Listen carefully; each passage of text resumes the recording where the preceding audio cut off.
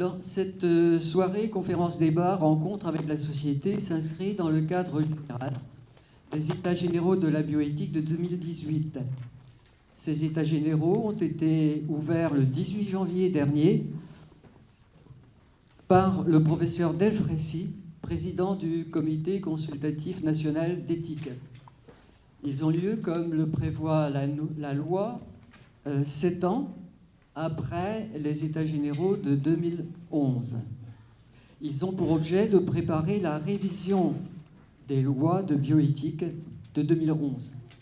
Cette loi de 2011 traite de questions majeures relatives à l'action médicale découlant des progrès scientifiques permettant de modifier le corps humain et la biologie humaine. L'organisation de ces États généraux a été confiée aux espaces de réflexion éthique régionaux et donc pour la Bretagne à l'espace de réflexion éthique régional de Bretagne. Cet espace de réflexion éthique de Bretagne est un espace de réflexion éthique régionale, structure régionale officielle, instituée par la loi de bioéthique du 8 août 2004, dont le siège est situé au CHRU de Brest depuis 2012 par décision du directeur général de l'Agence régionale de santé. Il développe ses activités pour répondre aux 4 missions fixées par la loi: formation, documentation, rencontres et échanges interdisciplinaires sur les questions d'éthique dans le domaine de la santé. Alors, pourquoi une révision de la loi de 2011 ? On peut invoquer au moins 3 raisons. La nécessité de faire le point sur l'application de la loi depuis 2011 et les problèmes que cela a posés, mais aussi les évolutions qui ont pu avoir lieu dans la société et qui font que les mentalités, les opinions, les jugements des autres ont pu changer. Enfin et surtout, les avancées des connaissances scientifiques et des technologies ouvrent par leurs applications de nouvelles perspectives dans le domaine de la santé. De ce fait, nous sommes confrontés aujourd'hui à de nouveaux questionnements de nature éthique relativement à ce qu'il est bon ou non de faire en vue de la meilleure réalisation possible de notre humanité. Questionnements qui peuvent engager notre responsabilité aussi vis-à-vis des générations futures. Il se pose la question: dans quel monde voulons-nous vivre ? Question que posait le professeur Delfraissy. Quel monde voulons-nous pour nos enfants et nos petits-enfants ? Se pose aussi la question: comment encadrer nos pratiques ? Comment tirer parti des progrès scientifiques sans que cela donne lieu à des dérives qui menaceraient le devenir de notre humanité ? Nous voulons tous, c'est certain, une société dans laquelle chacun puisse se réaliser librement et au mieux son humanité. Une société dans laquelle notre dignité sera reconnue et respectée. Mais nous vivons aussi dans une société démocratique et libérale, caractérisée entre autres par un pluralisme des valeurs, donnant lieu à des opinions différentes, divergentes et parfois même opposées.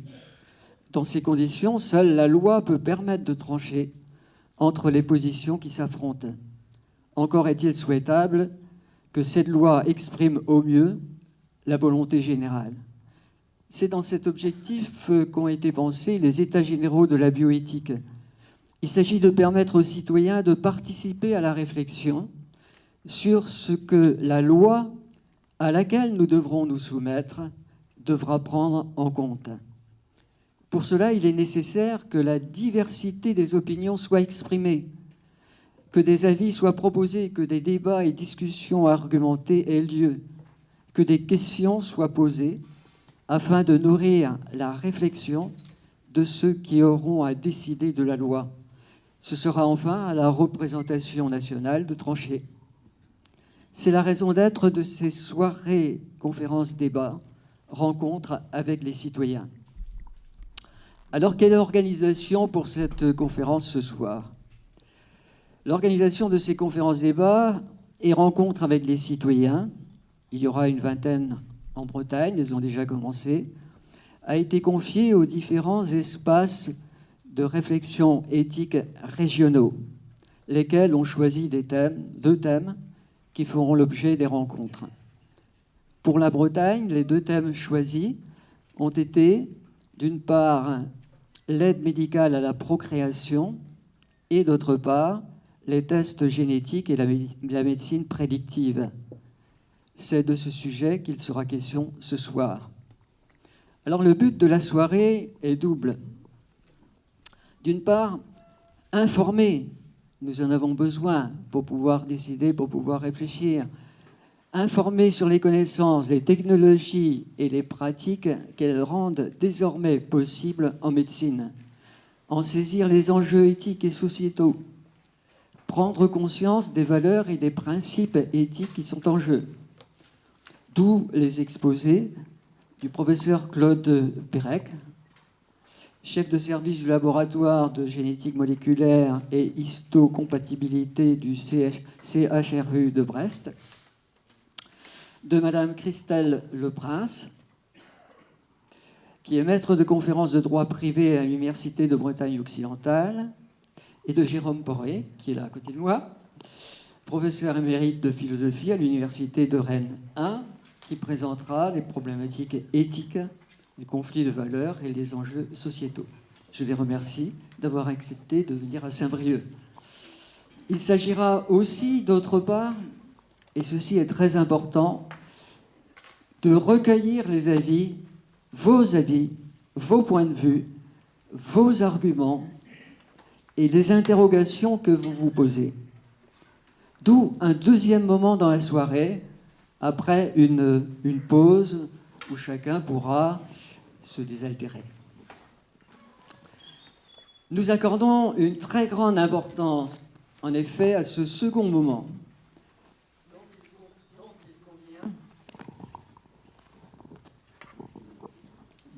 Dont il convient de préciser les conditions et les modalités pratiques. Il importe que le débat soit public, ouvert à tous, et que toutes les opinions, dans leur plus grande diversité, puissent être exprimées oralement et par écrit. Vous disposez, comme vous le voyez, d'un questionnaire que vous pourrez remplir et nous remettre à la fin de la soirée.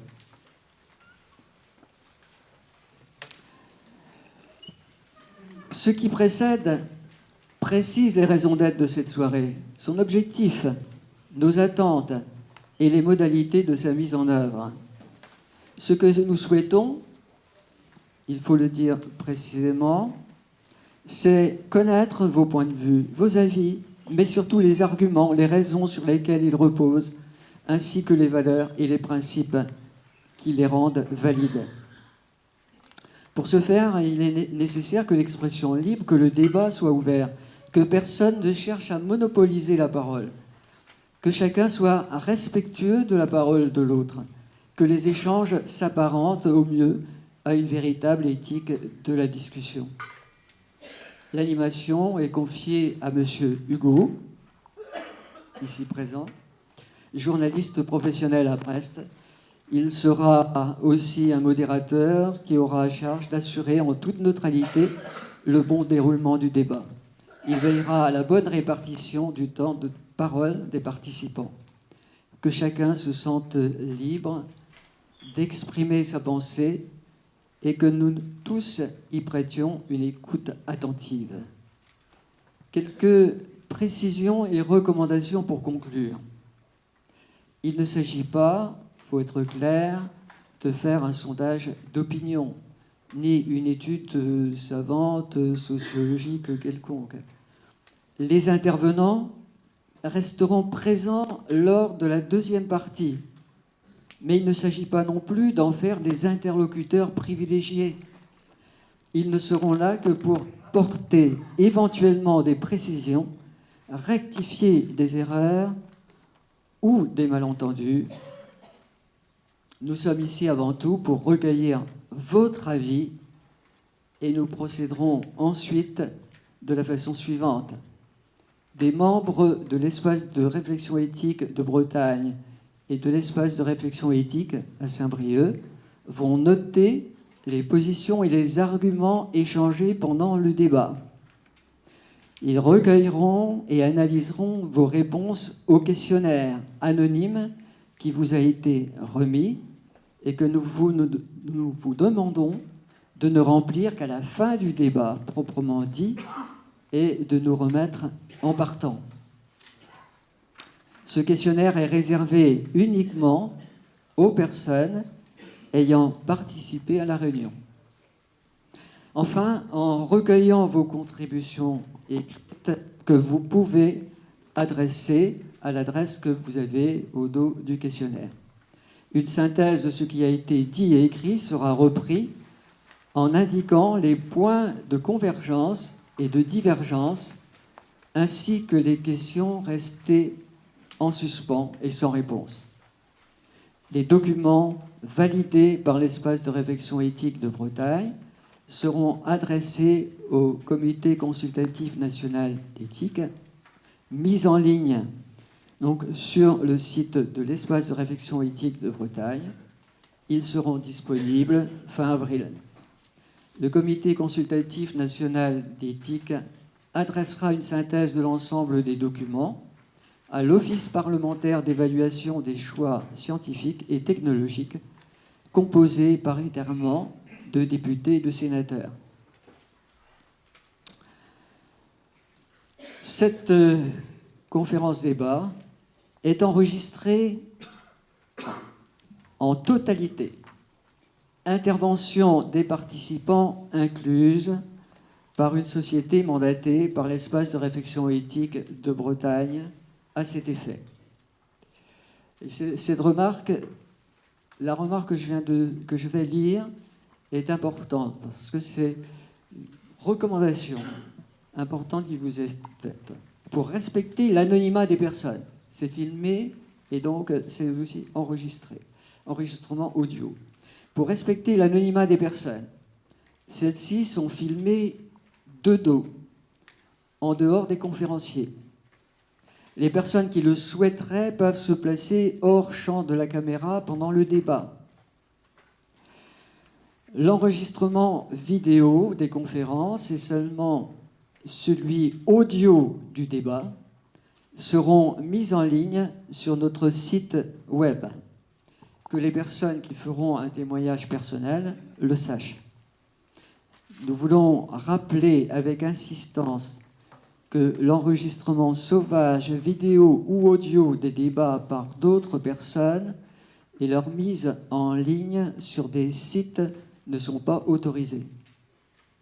En ce qui concerne la présence éventuelle d'autres journalistes, l'espace de réflexion éthique de Bretagne, en accord avec le Comité consultatif national d'éthique, leur demande de ne filmer que les conférenciers et la tribune afin de respecter la vie privée et le droit à l'image, de ne pas filmer ni enregistrer le débat et les participants dans la salle à quelque moment que ce soit. Je ne sais pas s'il y a d'autres journalistes dans la salle. En revanche, ils pourront bien sûr demander à des participants qui en seront d'accord de répondre à des questions à la fin du débat. Donc ces dispositions ont pour objectif le respect du droit à l'image et de la vie privée, d'une part, et de ne pas créer de gêne parmi certaines personnes susceptibles de les conduire à ne pas s'exprimer en raison d'un enregistrement, d'autre part. Nous demandons donc à chacun, journaliste ou simple personne, de les respecter.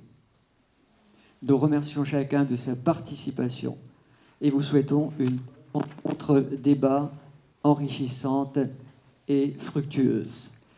Ces dernières notes et recommandations concernant la vidéo, l'enregistrement vidéo et l'enregistrement audio étaient une recommandation du directeur du comité consultatif, de l'espace de réflexion éthique de Bretagne, Jean-Michel Bols, et il tient à ce que chacun ait conscience de cela. Je vous remercie et je passe la parole tout de suite Monsieur Hugo. Bonsoir à tous. Je vais vous dire un petit mot sur le débat, sur vos avis, la deuxième partie de la soirée. Si vous voulez intervenir, tout simplement, vous levez la main, vous savez comment ça fonctionne. On vous fera passer un micro, vous levez. Alors, c'est pas qu'on veuille voir absolument votre visage, mais c'est pour les autres personnes du public, c'est beaucoup plus simple quand la personne se lève et qu'on voit d'où viennent les paroles. Il y a des gens qui sont allergiques au micro ou aux paroles, aux prises de parole en public. Il y a des feuilles blanches parmi ce qu'on vous a donné. N'hésitez pas. Votre avis nous intéresse, vous l'avez compris, hein. Ce n'est pas tellement des questions aux conférenciers qu'on souhaite, c'est plutôt votre avis. Donc votre avis nous intéresse. Si vous le souhaitez, le coucher par papier plutôt que de prendre la parole devant tout le monde, n'hésitez pas. On les gardera. Moi, si j'ai le temps dans le débat, j'essaierai d'en lire quelques-uns. Sinon, ils seront rapportés également à la synthèse globale qui sera faite autour des différents rendez-vous qui se tiendront dans toute la France. Donc ne vous privez pas de cet espace de parole libre.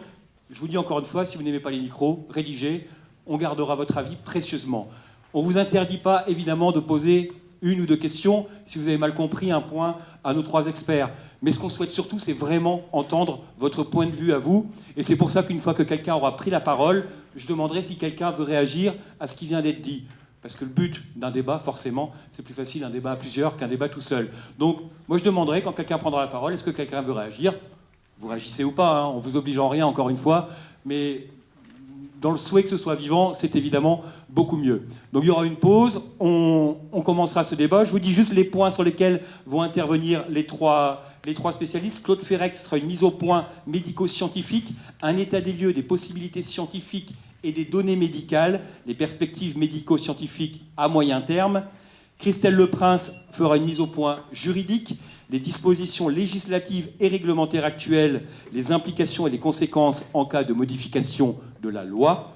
Et Jérôme Porret, une problématisation éthique, les conflits de valeurs et les enjeux sociétaux. Leurs trois interventions ont aussi pour but de nourrir votre propre réflexion. On imagine que vous êtes arrivé ici avec des idées. Peut-être qu'en les écoutant, elles vont être confortées, elles vont être modifiées. Voilà. Et c'est pour ça que le débat et votre prise de parole se déroulera ensuite. Trois interventions d'environ 25-30 minutes chacune, une pause d'environ un quart d'heure, et ensuite on vous donne la parole. Et donc je laisse la parole à, je crois que c'est Claude Ferrec, qui débute.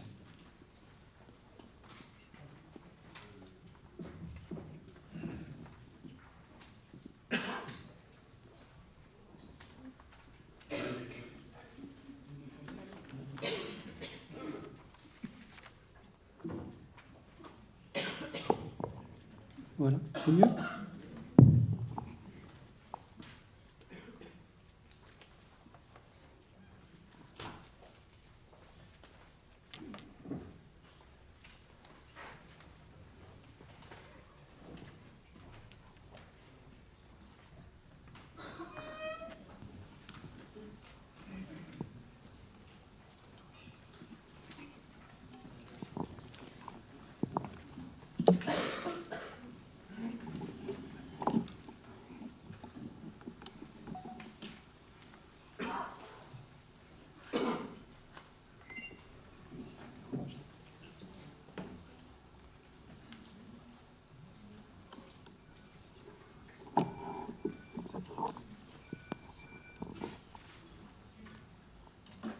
Très bien. Écoutez, bonsoir à tous.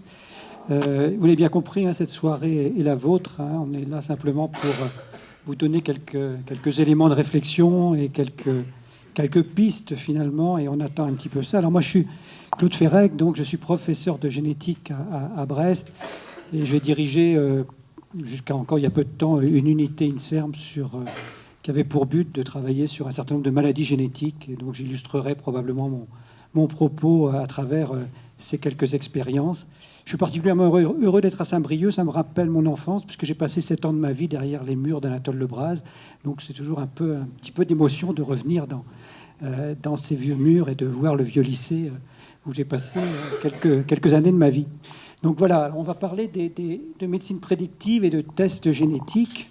Et j'ai pris cette première diapositive avec cette réflexion de Jean Dosset qui a été un peu le père pour nous de la médecine prédictive. Jean Dosset, vous savez, a eu un prix Nobel de médecine parce que c'est lui qui a découvert le système d'histocompatibilité, le système HLA, qui a permis finalement de trouver les meilleures compatibilités entre un donneur et un receveur, et finalement d'ouvrir le chemin de la greffe d'organes, et en particulier de la greffe de reins et de la greffe de moelle. Alors, donc, ce que disait Jean Dosset, c'était que, bien sûr, pendant des siècles, la médecine s'était préoccupée de soigner, et qu'aujourd'hui, eh bien, elle s'est donnée comme but ultime de prévenir plutôt que de guérir. Mais pour prévenir, il faut prédire. Ainsi est née la médecine prédictive. On était un petit peu dans les années 70-80.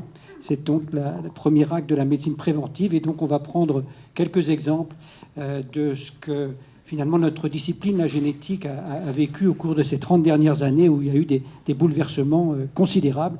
Et je dirais, la grande presse s'est emparée, finalement, de cette médecine prédictive. Et probablement, vous avez peut-être vu passer cette communication importante d'Angelina Jolie, qui a choisi, finalement, de parler de ce qui lui était arrivé, à savoir qu'elle était dans une famille où il y avait eu de nombreux cancers du sein et qu'elle était elle-même porteuse d'une mutation dans un gène qui finalement était, on va le voir, un gène qui pouvait conférer un risque important de développer un cancer du sein. Et donc ça a ouvert au grand public finalement les possibilités aujourd'hui, dans un certain nombre de cas, de prévoir ou de prédire le risque de développer certaines maladies. Alors quand j'ai retrouvé quelques réflexions qui avaient été faites par un article du Figaro il y a quelques années, où ils avaient fait un sondage, un petit peu comme ce soir, ce que vous allez échanger tout à l'heure. Est-ce que, selon vous, la médecine prédictive peut-elle faire progresser la santé humaine? Est-ce que ce sont des questions, effectivement, que vous allez probablement échanger tout à l'heure? Vous voyez que la réponse est très partagée. 50% des gens qui pensent que oui, et puis à peu près 35% qui ne se prononcent pas, et puis à peu près 15% qui pensent que ce n'est pas le cas du tout. Donc c'est vrai que cette médecine prédictive, finalement, elle est encore assez floue dans l'esprit des gens. Et lorsque l'on pose des questions un peu plus précises, est-ce que vous seriez prêt à passer un test génétique pour prévenir une maladie que vous seriez susceptible de développer? Là encore, la réponse est un petit peu partagée, 66% de oui, et puis quand même avec des restrictions, oui, mais s'il n'inclut pas des pathologies incurables de type Alzheimer, oui, pour prévenir au mieux l'apparition de cette maladie, 30%, donc c'est assez partagé. Et puis 33% finalement qui ne veulent pas, savoir, c'est parfaitement respectable, et qui craignent aussi que la confidentialité ne soit pas forcément garantie. Donc on voit bien que finalement ces tests génétiques aujourd'hui posent question, et c'est probablement de cela qu'on va débattre un petit peu ce soir. Et alors la question de savoir si ces tests génétiques peuvent être entrepris simplement dans une visée médicale ou de recherche, dans un cadre judiciaire. Et donc, quand on pose la question, pensez-vous que la législation doit être assouplie afin que vous ayez un accès très large à tout cela? Eh bien, 40% pensent que oui, finalement, c'est peut-être trop encadré, mais le tiers pense que non. Et oui, à la condition que l'accès et l'exploitation de l'information génétique soient strictement encadrés. On va le voir que c'est quand même un souci, et c'est un problème important, que finalement notre patrimoine génétique et l'information qui est contenue dans ce patrimoine génétique puissent être bien protégés, bien encadrés. Alors, si je reviens un petit peu à la génétique pour vous donner quelques éléments finalement de réflexion, c'est une des dernières disciplines médicales qui a été créée, qui est née dans les années 75 à peu près, 80 en France. Mais la génétique était née un peu avant. Vous avez probablement, la plupart d'entre vous, la connaissance de ces lois de Mendel, que ce moine avait établi en faisant des croisements de petits pois dans son monastère à Brno. Et ces lois de Mendel sont passées complètement inaperçues au XIXe siècle. Elles ont été redécouvertes au début du XXe siècle. Et c'est surtout après la Deuxième Guerre mondiale que l'ADN, finalement, le support de l'hérédité, la molécule de la vie, finalement, a été découverte en 1944. Et puis, ce qui est resté, finalement, le symbole de l'ADN, la double hélice que Watson et Crick avaient imaginé pour expliquer à la fois la capacité des cellules à partager l'information lorsqu'elles se divisent, et donc que cette information puisse se transmettre de cellule fille à cellule fille, avec la découverte du code génétique qui a été, dans les années 55-60, une découverte extrêmement importante. On a pu décrypter à ce moment-là le message qui était porté par cette molécule d'ADN. Et à partir de cette information génétique donc contenue dans le noyau des cellules, portée par nos chromosomes, ces chromosomes portent à peu près 20 000 gènes qui sont responsables finalement de la synthèse des protéines qui constituent le corps humain. Voilà un petit peu, en quelques mots, la structure finalement de notre matériel génétique. Alors, les années 80, 70-80 ont été vraiment des années extrêmement, je dirais, créatives, productrices dans le domaine scientifique. Et c'était les années, ce qu'on a appelé le génie génétique. On a commencé finalement à pouvoir isoler l'ADN, à pouvoir le couper en petits morceaux, à pouvoir le multiplier, à pouvoir le cloner. Et donc, il y a eu une dynamique extrêmement forte dans le milieu scientifique pour pouvoir finalement maîtriser cet outil. Ça a permis de comprendre un certain nombre de maladies d'origine génétique. Ça a permis, et je vous aurai quelques exemples, d'améliorer et de développer des stratégies thérapeutiques et puis de faire de la prévention aussi. Et tout ça, bien sûr, grâce à cette connaissance de l'ADN. Alors, on a dans notre génome, parmi ces chromosomes, 20 000 gènes qui donnent naissance à des protéines. Et parmi ces 20 000 gènes, il y en a à peu près 7 000 qui peuvent être responsables de maladies.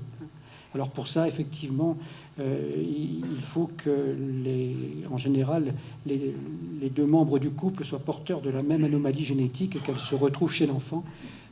Et c'est ce qu'on retrouve. Alors, dans ces années 60, sous le microscope, finalement, les médecins, les scientifiques ont commencé à observer le matériel génétique, les chromosomes. Dans les années 50, on ne savait pas encore exactement quel était le nombre de chromosomes que l'on avait. Et c'est vous dire les progrès qui ont été faits. Donc ces karyotypes ont permis finalement d'abord de les visualiser et de les classer en fonction de leur nombre, de repérer des grosses anomalies génétiques, des anomalies de nombre, et la plus connue, bien sûr, est la trisomie 21, puis des cassures qu'il peut y avoir dans ces chromosomes. Donc là, on était à une certaine échelle, l'échelle je dirais, du microscope, l'échelle du microscope. Et puis, la démarche qui a été faite ensuite, ça a été la démarche d'identifier les gènes responsables de maladies. Alors, ces maladies, en fait, elles se transmettent selon un certain nombre de modes de transmission, des modes de transmission récessifs. Là, l'enfant atteint, il a reçu de chacun de ses parents un gène muté, et lorsque finalement ces deux chromosomes porteurs d'un gène muté sont présents chez l'enfant, eh bien la maladie va s'exprimer, et ce couple-là, une fois sur 4, aura un risque de donner naissance à un enfant atteint. Et puis des maladies dominantes, là, la maladie, on la voit, elle est présente de génération en génération, elle est présente chez les grands-parents, chez les parents, chez les enfants, et parce que la personne finalement atteinte, porteuse d'une mutation aussi, va donner à 50% de sa descendance, statistiquement, va transmettre la maladie. C'est des maladies comme l'hypercholestérolémie familiale que vous connaissez, des gens qui ont trop de cholestérol, qui se transmettent selon cela, et puis il y en a bien d'autres. Et puis il y a des maladies récessives liées au sexe, que vous connaissez sûrement aussi. Là, ce sont les femmes qui sont porteuses d'une mutation dans un gène, mais comme elles ont 2 X, il y a une compensation qui se fait, mais lorsqu'elles ont un garçon, il n'y a pas de compensation par un autre chromosome en face, et là, la maladie s'exprime, le garçon est atteint. Et c'est la myopathie de Duchenne, par exemple, qui se transmet selon ce mode-là. Vous voyez, on a des modes de transmission génétique, seulement ces maladies qui étaient connues, dont on connaissait le mode de transmission, il a fallu aller chercher les gènes qui étaient responsables dans l'immensité finalement de notre patrimoine génétique, dans les 3 milliards de paires de bases. Et ça a été le grand défi des années 80, où on a commencé à avoir les outils et à identifier les gènes, et dans ces gènes, d'aller chercher les anomalies qui étaient présentes dans ces gènes, c'est-à-dire les mutations, c'est-à-dire des lettres de l'alphabet génétique qui étaient modifiées, qui étaient changées, qui étaient perdues. Et à ce moment-là, finalement, le message n'est pas compris. Et la protéine, au lieu d'avoir une protéine fonctionnelle, eh bien, on a une protéine qui est non fonctionnelle, et la maladie, à ce moment-là, peut débuter. Alors, ces mutations, aujourd'hui, quand j'ai commencé à travailler, malheureusement, il commence à y avoir quelques années, eh bien, il nous fallait 2 ou 3 mois pour aller les identifier, les chercher, les cloner. Aujourd'hui, en 24 heures, 48 heures, grâce aux technologies dont je ne vais pas rentrer dans le détail, mais d'amplification génique, par exemple, on peut tout à fait, finalement, porter l'identification d'une mutation, porter un diagnostic extrêmement précis lorsque l'on est en situation d'analyser un gène responsable de maladie. Alors, tout ça s'est accéléré considérablement aussi à partir des années 90, parce que Watson, dont je vous ai parlé tout à l'heure, qui a imaginé la double structure de l'ADN, il a porté un immense projet qui était de séquencer le génome humain à partir de 90. Alors, il y a un grand consortium international qui s'est mis en place entre les Américains, les Anglais, les Japonais, les Français, surtout les Américains et les Anglais d'ailleurs, et qui ont abouti finalement 12 ans plus tard à la première séquence du génome humain. Donc c'était un tour de force qui a été accompli à ce moment-là. Les 3 milliards de paires de bases ont été reconstituées quelque part. Et donc on a maintenant non seulement bien sûr ce génome-là, mais des centaines de génomes qui sont séquencés. Et les coûts ont considérablement diminué, c'est-à-dire que ce qui a coûté plusieurs milliards de dollars pour le premier génome, aujourd'hui, pour 2 ou 3 000 euros, vous pouvez séquencer votre génome. C'est vous dire que cette information génétique-là, très clairement, elle sera utilisée par les médecins, je dirais, de la nouvelle génération qui vont utiliser cela comme finalement on utilise un test assez classique dans les prochaines années. Alors là-dedans, on s'est aperçu aussi dans le génome, et c'était un peu attendu, mais pas tant que ça quand même, qu'il y avait énormément de variations, c'est-à-dire qu'on est tous différents, bien sûr, les uns des autres, avec des millions de séquences qui sont variables d'un individu à l'autre, et donc il n'y a pas 2 individus identiques, sauf bien sûr les vrais jumeaux. Et ça, c'était extrêmement important parce que ça nous a permis de mesurer la variabilité et d'identifier finalement, en particulier dans les maladies complexes, le substrat génétique de variabilité qu'il peut y avoir entre les gens. Et donc les projets qui ont suivi, c'est-à-dire le projet 1000 génomes qui est dépassé maintenant, il y a plus de 10 000 génomes qui ont été séquencés, ont permis finalement de caractériser les populations humaines et d'identifier un grand nombre de maladies. Alors de tout ça, on peut faire finalement de ces découvertes, de ces gènes qui ont été identifiés, sont nés des approches de la médecine tout à fait nouvelles aussi, et en particulier ce qu'on appelle des tests pré-symptomatiques, c'est-à-dire qu'on est capable, dans un certain nombre de cas particuliers, finalement de poser un diagnostic 10 ans, 15 ans avant que la maladie n'apparaisse. Et à cet égard, il y a un exemple qui est caricatural et que je vais vous donner, et c'est probablement l'exemple le plus caricatural. C'est une maladie très grave, en fait, une maladie neurodégénérative qu'on appelle la chorée d'Huntington, qui survient à l'âge de 40-50 ans, avec une dégradation en plusieurs années catastrophique, où les gens finissent sur un lit avec une perte totale de connaissance et de conscience.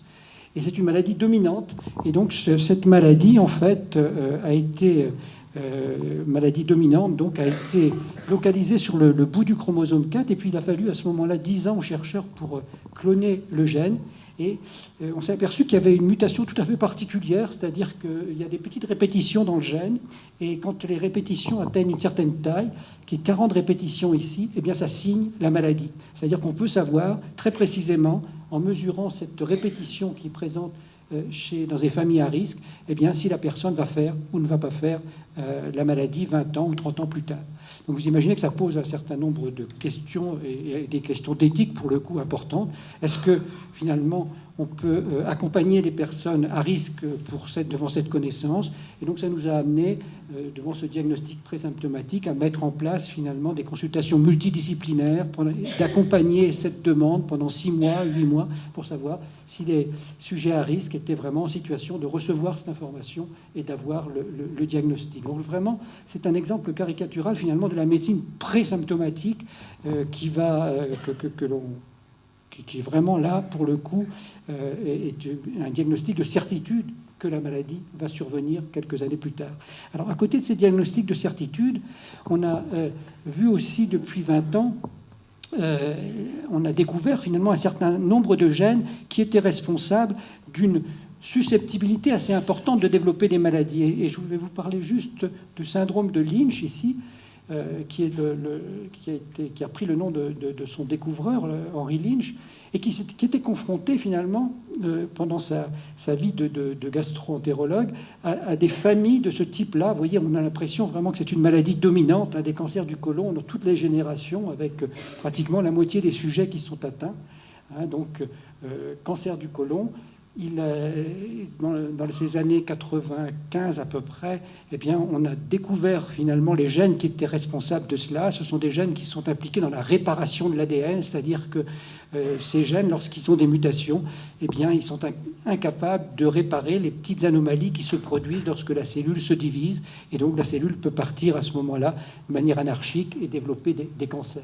Donc on peut aujourd'hui, il y a 4 ou 5 gènes responsables de cela, on peut identifier les mutations, repérer donc les sujets à risque qui vont développer un cancer. Et vous voyez que les sujets qui sont porteurs d'une mutation, eh bien, ils ont un risque à 70 ans de 80% de faire un cancer du côlon. Donc ce qui n'est pas 100%, mais c'est quand même extrêmement important. Donc il est extrêmement important de les repérer et de les suivre de manière précocement, de leur faire des colonoscopies tous les ans pour pouvoir effectivement repérer un cancer qui débute. Et puis il y a chez les femmes aussi, il y a des risques importants qui avaient été sous-estimés, en particulier des cancers gynéco, de l'endomètre et de l'ovaire, un petit peu moins important, mais quand même pour l'endomètre, vous voyez, le risque à 70 ans est de 71%, ce qui est important. Donc vraiment, ces familles sont importantes à repérer, à surveiller à la fois pour les hommes et les femmes qui sont porteuses d'une mutation dans ces gènes. Et c'est un petit peu ce que je vous disais, à 70 ans, le risque est de 82% de faire un cancer du côlon. Alors, autre exemple aussi de ce risque qui est associé à certains gènes qui ont été identifiés il y a une vingtaine d'années, ce sont évidemment, c'est ce qu'Angelina Jolie avait popularisé finalement en parlant de sa mastectomie. Eh bien, ce sont des gènes qui s'appellent BRCA1 et BRCA2 et qui ont été identifiés et qui sont, lorsqu'ils portent des mutations, ils vont conférer un risque important à ces femmes de développer un cancer de sein ou de l'ovaire. Et donc, avec une réflexion qui va faire que pour les porteuses de cette mutation, la réflexion sera d'aller jusqu'à la mastectomie, donc de se faire enlever les seins, et puis en tout cas de se faire enlever les ovaires lorsqu'elles auront eu leurs enfants. Donc c'est des réflexions extrêmement importantes lorsque, vous imaginez, on est porteur de ces mutations. Et pour nous, c'est important de repérer ces familles, bien sûr, pour faire une prévention et pour pouvoir justement prendre en charge au mieux ces femmes à risque, donc, avec ces 2 gènes qui sont sur des chromosomes différents. Mais ça, c'est un petit peu... Alors, à côté de ces tests présymptomatiques et ces tests de prédisposition, on a aussi les tests pharmacogénomiques que je ne vais pas développer ici, mais qui sont porteurs d'espoir aussi, parce qu'on sait bien qu'on ne métabolise pas tous de la même façon les médicaments. Il y a des gens qui les métabolisent rapidement, d'autres qui les métabolisent lentement. Et l'idée, c'est que dans le futur, parce qu'aujourd'hui, ce n'est pas encore vraiment au point, on ait une sorte de, finalement, de carte d'identité génétique qui nous permet d'adapter la posologie des médicaments en fonction, finalement, des marqueurs génétiques qui sont présents dans notre génome. Alors, ces tests génétiques aussi ont ouvert, l'identification des gènes responsables de maladies a ouvert des pans nouveaux de la médecine, et en particulier la médecine anténatale, où on va pouvoir prendre un petit peu d'ADN au niveau du placenta de ce fœtus, et puis porter un diagnostic extrêmement précis et extrêmement rapide à ce moment-là d'une maladie d'une maladie grave chez un enfant. Alors, ça conduit aussi à des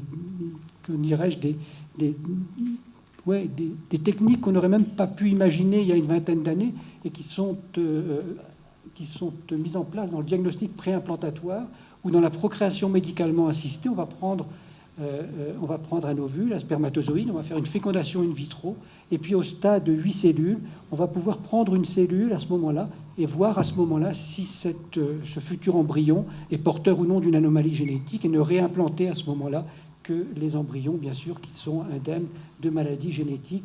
Vous imaginez bien que tout cela est relativement encadré, mais aujourd'hui, c'est une possibilité pour ces couples à risque de maladies génétiques de pouvoir donner naissance à un enfant qui ne portera pas de maladie génétique sans avoir recours à une interruption médicale de grossesse.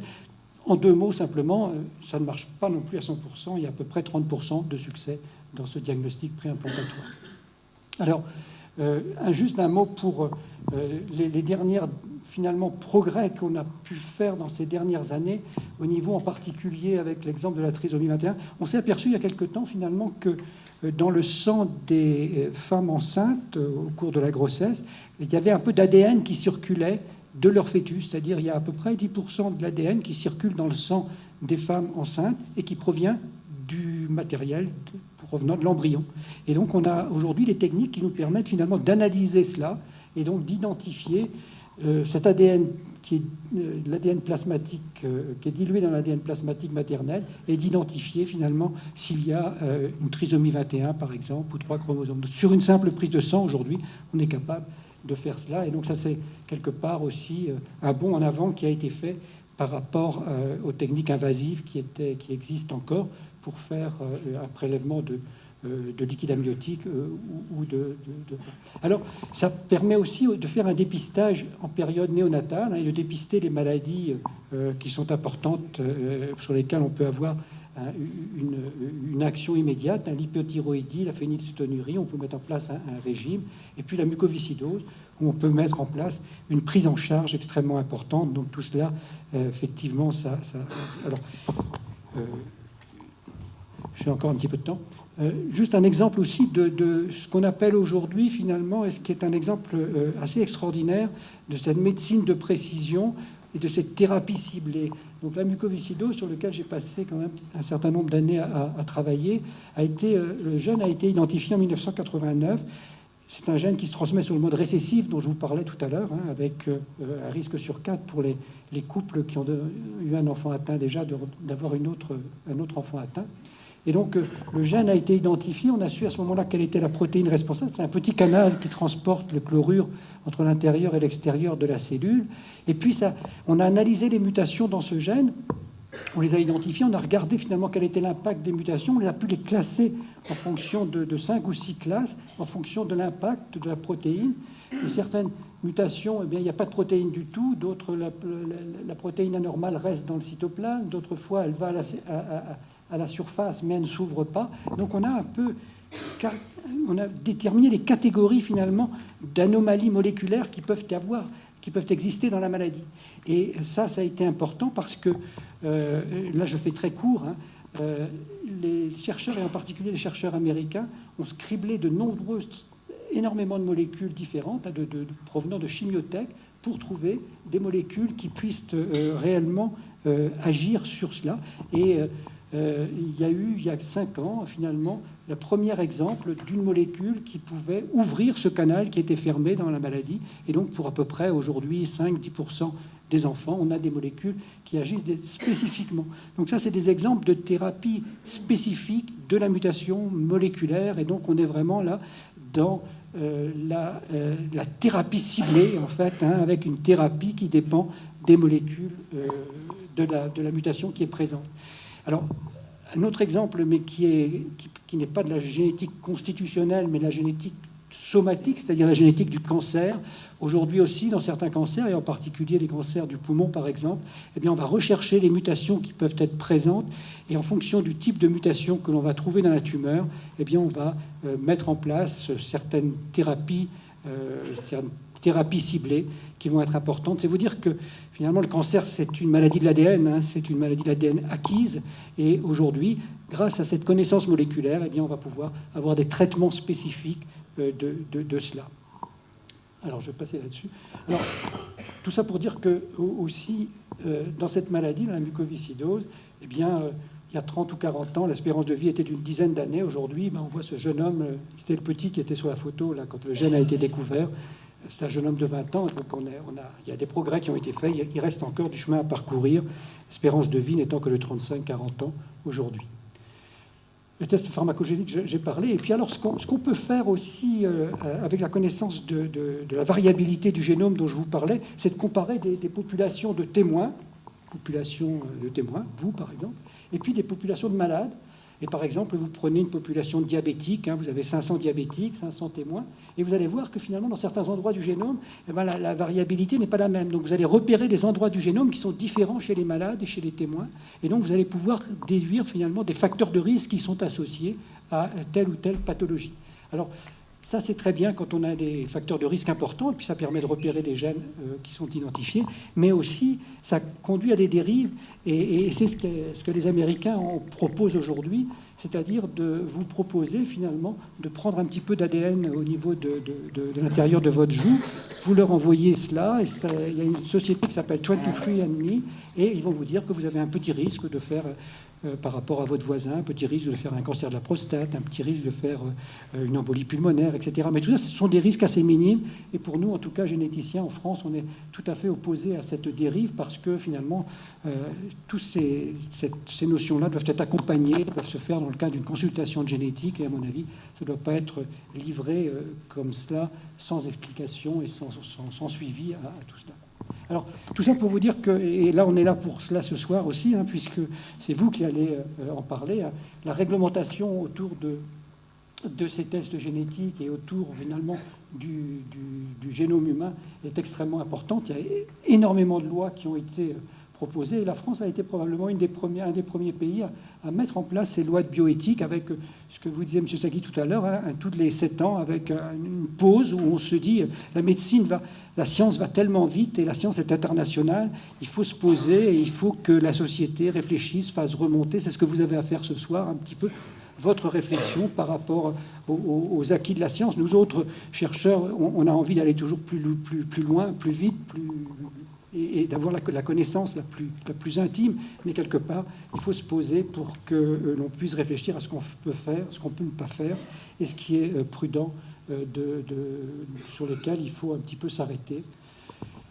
Donc le génome humain, bien sûr, est notre patrimoine commun à tous. Hein, et l'histoire de la génétique, c'est que lorsqu'on pose le diagnostic d'une maladie génétique, c'est une histoire personnelle, bien sûr, mais c'est aussi une histoire qui devient une histoire familiale, hein, pour les enfants et puis pour les parents. Et donc, c'est une prise en charge à ce moment-là qui change complètement l'histoire de la famille. Alors, en quelques mots, et c'est un petit peu les règles que l'on, aujourd'hui, en tout cas, on s'impose, hein, pas de recherche, pas de diagnostic sans consentement, hein, pas de recherche sans consentement, communication aussi qui doit être faite par le prescripteur de l'analyse, hein, avec un protocole particulier. Et donc, ça, ce sont des règles extrêmement importantes. On ne peut pas faire aujourd'hui de projet de recherche sans passer devant un comité d'éthique, avoir une autorisation pour le faire. Alors, quelquefois, ça nous embête parce qu'on voudrait aller beaucoup plus vite, mais c'est comme ça, c'est la loi, et donc ça fait partie, je dirais, de la façon de faire. Alors, tout ça un petit peu pour finir par un clin d'œil. Hein. Bien sûr, dans l'ADN, il y a un certain nombre de choses. Tout n'est pas inscrit, heureusement. Hein. Je dirais, à partir de l'analyse de votre ADN, on ne va pas non plus vous éclairer votre destin, mais quand même, il y a de l'information importante. Hein. Et puis, il y a le respect de ce que l'on veut savoir et ce que l'on veut ne pas savoir. Et le père de le père un peu de l'ADN, hein, Watson, en fait, qui avait fait séquencer son ADN, qui avait donné son ADN pour qu'il soit le premier ADN qui a été séquencé en 2002. Il avait dit, moi je veux bien tout savoir, sauf les facteurs de susceptibilité à l'Alzheimer. Donc lui aussi ne voulait pas tout savoir, et ça se comprend un petit peu. Alors donc, ça ouvre vers une médecine plus personnalisée, peut-être aussi à permettre de mieux gérer nos vies, finalement, avec finalement un certain nombre de risques dont on va pouvoir prendre connaissance, et puis peut-être aussi d'adapter notre façon de vivre, peut-être même notre nutrition à notre patrimoine génétique. Alors ce qui est plus important à protéger, et ma collègue juriste vous le dira sûrement, hein, c'est bien sûr de protéger les informations qui peuvent être bien sûr intéressantes pour votre employeur, pour votre banquier, pour votre assureur, parce qu'on n'est pas tous égaux, forcément, par rapport à ça. Et probablement, il pourrait y avoir un certain nombre de bonus ou de malus en fonction de l'information génétique qui est présente. C'est probablement en France, j'espère que ça ne verra jamais le jour, mais ça commence déjà aux États-Unis à se proposer des assurances un peu à la carte en fonction du profil génétique des sujets. Et puis le monde judiciaire s'est emparé bien sûr de cela, et ça vous le savez, hein, ça a permis de régler un certain nombre de crimes, hein, et on peut aujourd'hui, on a une puissance extraordinaire avec l'analyse de la variabilité de l'ADN pour confondre ou pour innocenter un certain nombre de sujets sur une scène de crime. Voilà un petit peu ce que je voulais vous dire ce soir. J'ai dit beaucoup de choses, hein, parce que je voulais vous donner quelques éléments de réflexion. Et maintenant, ça va être à vous de partager votre ressenti par rapport à cela.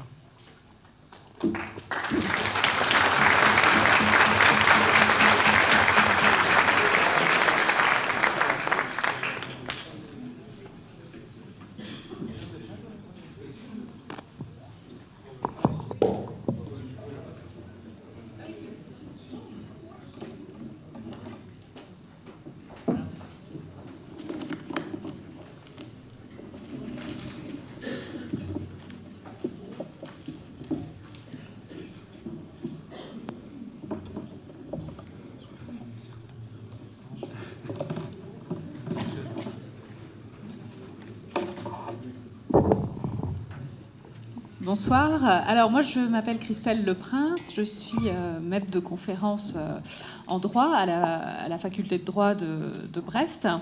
Alors je ne suis pas le législateur, je suis juriste. Mon objectif c'est de vous apporter des éclaircissements sur le plan juridique. Effectivement, l'un des attraits majeurs du droit, c'est sans doute d'être confronté de manière permanente à de nouvelles questions, à de nouveaux défis, et c'est précisément le cas en matière de bioéthique. C'est ce qui nous réunit aussi ce soir. L'histoire démontre que la science précède toujours le droit. Or, le droit, il est là pour quoi ? Il est là pour réguler les rapports entre les hommes, pour permettre la vie en société. Et il doit donc être nécessairement connecté à cette société. Il doit s'intéresser aux autres sciences, et notamment à la médecine. Il doit être évolutif, pour prendre en compte les évolutions scientifiques, l'évolution de la société, mais sans pour autant se contenter de suivre les faits, de suivre ces évolutions. Et donc, à travers la bioéthique, nécessairement, la question est débattue et la rapidité du rythme des avancées scientifiques qui nous ont été présentées impose évidemment que la réflexion soit régulièrement menée en droit et que la réponse soit renouvelée. Alors, cela a été dit, plusieurs lois effectivement ont été adoptées. Les premières lois bioéthiques datent de 1994. À l'origine, c'était des lois quinquennales qui devaient être révisées tous les 5 ans, mais on n'a pas réussi à suivre le rythme des 5 ans, puisque la première révision a eu lieu en 2004, et donc on est parti plutôt sur une durée de 7 ans. Donc la deuxième révision a eu lieu en 2011, et cette année, c'est bien la troisième révision qui est prévue pour 2018. Il y a de nombreuses thématiques qui sont effectivement à l'étude en vue de cette révision, mais aujourd'hui, ce soir, c'est le thème médecine prédictive, test génétique, puisque les connaissances génétiques, l'analyse des caractéristiques génétiques soulèvent un certain nombre de difficultés d'un point de vue juridique, et il faut tenter de les résoudre, en tout cas d'y apporter la réponse la plus juste. Pour comprendre quelques-uns des enjeux de cette révision, de la révision de cette loi, il faut commencer par présenter un état des lieux, un état du droit actuel. Depuis les lois bioéthiques de 1994 et les enrichissements successifs, on trouve les réponses essentiellement dans le Code civil et dans le Code de la santé publique. Alors voyons ce que disent un petit peu ces textes finalement concernant le déroulement en soi des tests génétiques, mais aussi l'issue de ces tests. Alors sur le déroulement des tests, 2 questions qui peuvent se poser. Quand est-ce qu'on peut procéder à des tests génétiques et à quelles conditions ? Alors, sur la première question, quand est-ce qu'on peut procéder à des tests génétiques ? Le Code civil nous dit que l'examen des caractéristiques génétiques d'une personne ne peut être entrepris qu'à des fins médicales ou de recherche scientifique. Donc, si on lit bien ce texte, on voit bien que, par principe, la loi, elle interdit le libre accès aux informations génétiques et par exception, elle autorise la pratique de ces tests, mais elle l'autorise de manière limitée puisqu'elle la restreint à 2 finalités, une finalité médicale ou une finalité de recherche scientifique. Alors, l'analyse des caractéristiques génétiques d'une personne à des fins médicales, c'est l'hypothèse la plus fréquente. Elle doit être prescrite par un médecin. Et cette prescription du médecin peut avoir différentes finalités. Elle peut s'inscrire dans une finalité purement diagnostique. Il s'agira de poser, de confirmer ou d'infirmer en tout cas le diagnostic d'une maladie génétique chez une personne. Elle peut aussi s'inscrire dans un but de recherche, d'identification des caractéristiques d'un ou plusieurs gènes potentiellement à l'origine du développement d'une maladie, mais elle peut aussi s'inscrire dans un but d'amélioration de la thérapie. Mais dans tous les cas, la prescription d'un examen des caractéristiques génétiques s'inscrit vraiment dans une prise en charge médicale. Pour cette raison, par exemple, en matière d'assurance, effectivement, les organismes qui proposent une garantie des risques invalidité ou décès ne peuvent pas demander à une personne de se soumettre à des tests génétiques avant de conclure le contrat d'assurance. C'est toujours dans le cadre d'une prescription médicale. Donc, pour l'heure du moins, on ne peut pas en France solliciter librement des tests génétiques, y compris pour nous-mêmes. Alors évidemment, on sait bien qu'aujourd'hui, de nombreux sites internet proposent de réaliser à l'étranger, et pour des montants parfois, en tout cas dérisoires, des tests génétiques divers.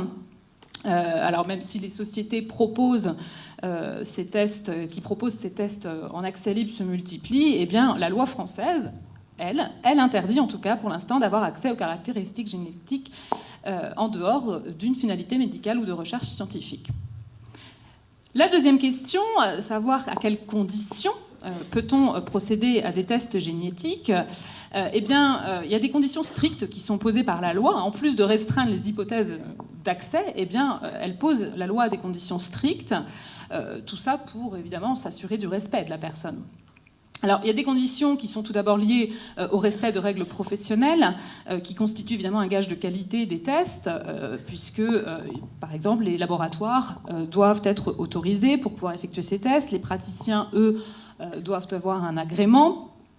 Mais surtout, la condition évidemment importante qui a été soulignée tout à l'heure, c'est évidemment celle du consentement de la personne.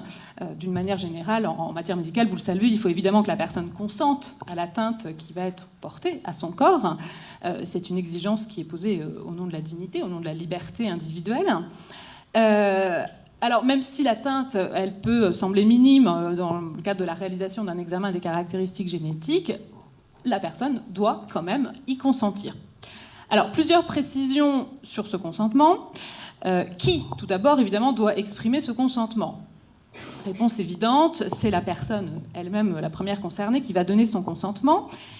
Si le test est néanmoins effectué sur une personne qui est mineure, voire un nouveau-né, évidemment, pour les tests néonataux, ou sur un majeur qui est placé sous une mesure de tutelle, le consentement exigé n'est pas celui, en tout cas de la personne directement, mais celui des titulaires de l'autorité parentale ou du représentant légal. Néanmoins, si le mineur ou le majeur en tutelle est apte à exprimer sa volonté et à participer à la décision qui le concerne évidemment directement, son consentement doit autant que possible être systématiquement, évidemment, en tout cas recherché. Dans tous les cas, il faut que pour que l'examen puisse être pratiqué, quand il s'agit d'un mineur ou d'un majeur en tutelle, il faut que cette personne puisse en tirer un bénéfice direct concernant sa santé ou qu'un membre de sa famille, en tout cas, puisse en retirer un bénéfice. S'agissant des tests qui permettent aujourd'hui aussi de dépister l'existence d'anomalies génétiques sur un embryon ou sur un fœtus, les règles sont les mêmes. Il va falloir le consentement, alors pour un diagnostic prénatal, évidemment, ça va être le consentement de la femme qui est enceinte, qui va être recherchée, qui va être donné par écrit. Pour le diagnostic préimplantatoire, qui est utilisé lorsque un couple a recours justement à une technique d'assistance médicale à la procréation et qu'une fécondation in vitro a lieu, eh bien, ça sera là encore le consentement de ces personnes du couple qui sera recherché. Alors, comment faire quand le consentement ne peut pas forcément être recueilli, ce qui peut être le cas de manière plutôt exceptionnelle, mais quand une personne est inconsciente ou dans le coma et qu'il y a éventuellement urgence, dans cette hypothèse, et seulement dans cette hypothèse, la loi permet de se passer du consentement, mais dans ce cas-là, il va falloir consulter alors, éventuellement la personne de confiance, si la personne avait désigné une personne de confiance, ou bien la famille, ou bien, en tout cas, à défaut, un de ses proches. Et si ces démarches sont elles-mêmes impossibles, s'il n'y a pas de personne de confiance, qu'il n'y a pas de famille, eh bien la loi prévoit qu'on peut se passer du consentement, mais évidemment uniquement si l'examen est entrepris à des fins médicales et si c'est dans l'intérêt de la personne. une fois qu'on a la personne, en tout cas qu'on sait qui peut consentir, la personne peut consentir, comment elle doit donner son consentement. Ce consentement, il doit impérativement être express. Il ne peut pas être implicite. Il est même exigé qu'il soit recueilli par écrit, ce consentement. Donc, on ne peut pas donner, même de manière explicite, un consentement par oral. Il doit être donné par écrit. Ce consentement ne peut pas être donné de manière générale. Il faut qu'il soit donné de manière spéciale, c'est-à-dire vraiment au regard des finalités poursuivies par l'examen en question. Autre question sur le consentement, à quel moment ce consentement doit-il être recueilli ? Eh bien, 2 règles à respecter. La première, c'est que le consentement doit être évidemment donné avant l'examen des caractéristiques génétiques. Ça semble évident, mais on pourrait aussi imaginer de recueillir un consentement a posteriori. Ce n'est pas possible. Le consentement doit être recueilli par écrit avant l'examen. Surtout, évidemment, puisqu'il doit être recueilli avant, il doit perdurer, ce consentement, jusqu'à l'examen. Il est tout à fait possible de donner son consentement, puis de changer d'avis le lendemain, ou en tout cas au bout de quelques heures. Une personne peut tout à fait se rétracter quand elle le souhaite. Donc, avant l'examen, le consentement doit être donné, mais, 2e règle, il doit surtout être donné après information de la personne. L'information préalable est évidemment cruciale pour que la personne puisse donner un consentement parfaitement éclairé. C'est une information qui doit être appropriée, adaptée au degré de maturité, au niveau de compréhension de la personne. Alors, un décret a précisé le contenu de l'information qui devait être fournie. Il faut que la personne soit informée des caractéristiques de la maladie recherchée, des moyens de la détecter, du degré de fiabilité des analyses et des possibilités de prévention et de traitement. Elle doit également être informée des modalités de transmission génétique de la maladie et de leurs possibles conséquences, évidemment, chez d'autres membres de sa famille. Alors, si ces conditions ne sont pas respectées, si par exemple une personne estime ne pas avoir consenti aux tests pratiqués, eh bien, des sanctions pénales sont encourues, puisque l'information et le consentement sont évidemment les garanties du respect de la personne. Le fait de procéder par exemple à l'examen des caractéristiques génétiques d'une personne sans avoir recueilli préalablement son consentement dans les conditions posées par la loi est puni d'1 an d'emprisonnement et de 15 000 € d'amende. Donc, on voit bien que les tests génétiques peuvent, à des fins médicales notamment, être pratiqués, mais dans des conditions strictes pour encadrer ces techniques. Qu'en est-il maintenant de l'issue de ces tests, une fois qu'on a les résultats de l'examen des caractéristiques génétiques? Eh bien, une fois que l'examen a eu lieu, alors il se peut évidemment que le renseignement génétique obtenu révèle que la personne n'est pas atteinte par la maladie, mais dans tous les cas, les résultats posent 2 questions. À qui doivent-ils être transmis? Et puis, inversement, à qui ne peuvent-ils pas être transmis? Alors, les résultats, et bien évidemment, de l'examen des caractéristiques génétiques doivent être, cela a été dit tout à l'heure, transmis au seul médecin prescripteur.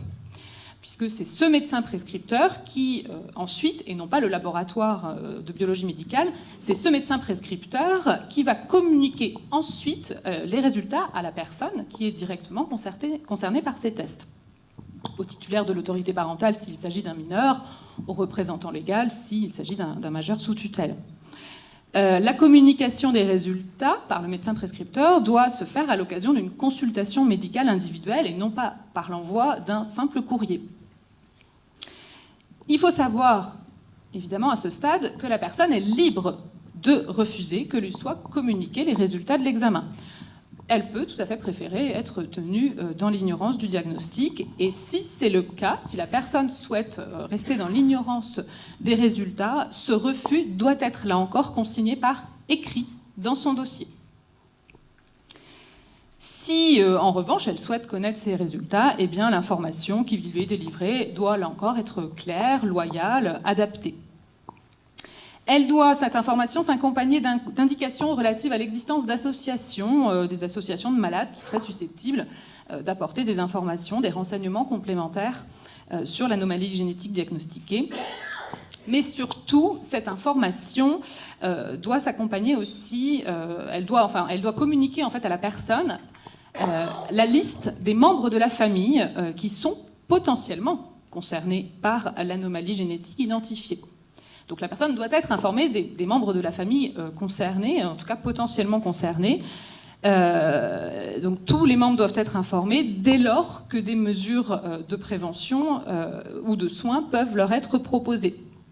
Alors, il faut qu'ils soient informés, ces membres de la famille, mais une alternative finalement est proposée à la personne parce que la personne qui a fait le test et qui a obtenu les résultats peut tout à fait décider d'informer elle-même les membres de sa famille du fait qu'ils soient potentiellement concernés par ce patrimoine génétique, mais si elle ne souhaite pas les informer parce qu'elle souhaite elle-même préserver le secret sur son état de santé, ce qui est son droit, eh bien une procédure d'information à caractère médical, à caractère familial, finalement, va alors se mettre en œuvre. C'est le médecin qui va être autorisé finalement à contacter la famille pour procéder à l'information. Depuis la loi de 2011, depuis des révisions, 2 autres hypothèses aussi particulières de communication de l'information génétique sont prévues. C'est lorsque la personne chez qui est diagnostiquée une maladie, enfin une anomalie génétique, a fait un don de gamètes qui a abouti à la conception d'enfants, ou lorsqu'il s'agit, deuxième hypothèse, d'un couple qui a effectué un don d'embryon. Et bien dans ces 2 cas-là, évidemment, la personne peut autoriser aussi le médecin prescripteur à saisir le responsable du centre d'assistance médicale à la procréation pour qu'il informe les enfants issus du don, issus du don de gamètes ou en tout cas du don d'embryon. S'agissant de la protection de l'information, en dehors de ces quelques destinataires, finalement, qui sont de ces destinataires de l'information, des résultats, l'information génétique ne doit évidemment être communiquée à personne. Pas même à un autre médecin, en tout cas pas dans un premier temps. Surtout, elle ne doit évidemment jamais être communiquée à l'employeur, à l'établissement bancaire, à la compagnie d'assurance, peu importe, de la personne concernée. Le code pénal, là encore, prévoit des sanctions lorsque on détourne de leur finalité médicale ou de recherche scientifique, en tout cas, les informations qui ont été recueillies. Une compagnie d'assurance, on parlait d'une compagnie d'assurance tout à l'heure, une compagnie d'assurance ne peut pas, par exemple, prétendre disposer des résultats d'un test génétique, quand bien même ce test aurait été fait à des fins médicales. Donc même si ce n'est pas elle qui a demandé à ce que les tests soient faits, que ça s'est fait dans le cadre d'une prescription médicale, elle n'est pas supposée avoir accès à ces informations et elle ne peut pas prétendre en tout cas en disposer. Il s'agit évidemment de respecter la confidentialité, le secret de l'information. Alors, après cette présentation synthétique de l'état du droit français en matière de tests génétiques, quelles sont maintenant les perspectives suscitées par les progrès, en tout cas par les évolutions et qui se posent, quelques petites pistes de réflexion pour le débat de ce soir. Il n'y a pas d'ordre de pertinence particulier dans toutes les questions qui peuvent se poser, mais première question qui peut se poser effectivement, c'est est-ce qu'il faut étendre le dépistage des maladies génétiques, voire le rendre systématique ? Est-ce qu'il faut élargir le nombre de maladies génétiques dépistées à la naissance ? Est-ce qu'il faut même aller jusqu'à autoriser le séquençage du génome finalement des nouveau-nés ? Est-ce qu'il faut aller même plus loin, proposer des tests génétiques aux couples qui souhaitent avoir un enfant, et ce alors même qu'aucun antécédent familial finalement de maladie génétique n'existe ? Il s'agirait d'effectuer des tests finalement avant toute conception, des tests dits préconceptionnels. Différentes questions qui se posent. Sur le plan juridique, on sait bien que la possibilité offerte par la médecine génétique de saisir par anticipation l'état de santé futur d'une personne, et ce, dès avant sa naissance, déjà c'est terriblement évidemment anxiogène, mais ça peut conduire à des décisions ou des pratiques en tout cas de type eugénique lorsqu'elle est associée à des techniques d'assistance médicale à la procréation. Pour le diagnostic prénatal, aujourd'hui, il est prévu que si les examens révèlent une forte probabilité que l'enfant soit atteint d'une affection, d'une particulière gravité, reconnue comme incurable en tout cas au moment du diagnostic, la femme a la possibilité de demander l'interruption de sa grossesse, et ce, à tout moment de sa grossesse, donc y compris au-delà du délai légal de 12 semaines. Alors il y a une procédure particulière qui est requise, bien évidemment, une autorisation qui doit être donnée par un centre pluridisciplinaire. Pour le diagnostic préimplantatoire, il est prévu également que si le diagnostic révèle une anomalie, le couple a la possibilité de ne pas poursuivre le projet parental et de renoncer au transfert à l'implantation des embryons. Alors ils peuvent consentir à ce que cet embryon fasse l'objet d'une recherche. Mais dans les deux cas, on voit bien que le fait de savoir, le fait d'avoir l'information finalement génétique favorise certains comportements. Si on veut savoir, c'est parce qu'on veut pouvoir agir. En conséquent, on est dans une société où on refuse, en tout cas on a plus de mal à admettre l'aléa. Et donc, si on étend le dépistage, on offre évidemment la possibilité d'en savoir plus, d'intervenir encore plus sur l'espèce humaine, de sélectionner en quelque sorte aussi les meilleurs gamètes, le meilleur embryon dans le cadre d'un projet d'enfant. Et donc la question, c'est de savoir, est-ce qu'il s'agit d'une pratique eugénique qui est condamnée par la loi? C'est condamné évidemment, cette pratique est condamnée dans le Code civil. Mais est-ce qu'on peut aussi considérer qu'il y a des bienfaits, qu'il s'agit d'améliorer la santé des personnes, qu'il ne s'agit pas pour les enfants d'avoir un enfant finalement qui soit porteur de zéro défaut, en tout cas porteur de qualités particulières, de prétendre à un bébé dit parfait, mais simplement d'éviter plutôt d'avoir un enfant sérieusement malade. Donc est-ce qu'il s'agit d'un enjeu de santé publique? Voilà, tout dépend. Ce sont des pistes un petit peu, en tout cas, qui sont soulevées, évidemment. Ce qui est sûr, c'est que ça favorise, en tout cas, un risque de dérive auquel il faut être vigilant et qu'il faut encadrer. D'autres questions qui peuvent se poser: est-ce qu'il faut révéler toute information génétique découverte à l'occasion du séquençage d'un génome? Que faire lorsque le séquençage d'un génome, à l'occasion d'une maladie génétique, identifie une anomalie non prévue et repère finalement une prédisposition de la personne à une autre maladie génétique? Voilà, vous êtes venu pour tel examen, pour repérer telle éventuellement anomalie, risque de telle maladie génétique. Sur le plan juridique, voilà, est-ce qu'on doit vous révéler une information pour laquelle vous ne veniez pas? La question du consentement, évidemment, va se poser. Vous n'avez pas consenti, en tout cas, à cette finalité-là. Est-ce qu'il faut considérer que l'information découverte de manière fortuite, finalement, est tellement importante qu'il faut vous la communiquer, peu importe le consentement, peu importe l'information que vous avez reçue en amont? Au contraire, est-ce qu'il faut considérer qu'il faut se limiter à ce qui est prévu? Vous avez consenti de manière spéciale pour tel examen, donc vous n'êtes pas venu pour obtenir telle autre information, et donc on écarte cette possibilité. Voilà, différentes questions qui peuvent encore se poser. Je ne sais pas à combien de temps je suis, s'il me reste un petit peu de temps. Non. Donc je vais passer la parole. C'était quelques petites pistes. Il y en a beaucoup d'autres. Je vous remercie.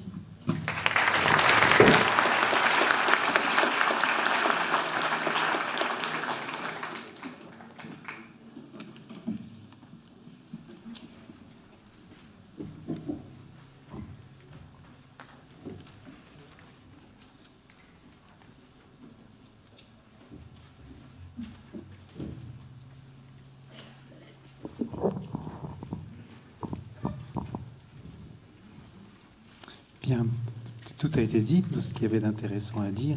Je vais nécessairement croiser des connaissances présentées, des questions posées, mais c'est bien.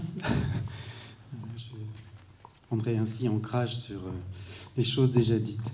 Bien, nous l'avons compris, maintenant, les tests génétiques permettent de déterminer, avant l'apparition des premiers symptômes, la présence ou l'absence dans l'organisme des facteurs responsables de certaines maladies ou de certaines malformations. Une nouvelle médecine appelée prédictive a ainsi vu le jour. Alors on lui associe volontiers un droit dont vous avez parlé l'un et l'autre et qui sera pratiquement le thème exclusif de mon intervention. On lui associe volontiers un droit qui l'incite à étendre indéfiniment son empire, le droit de savoir.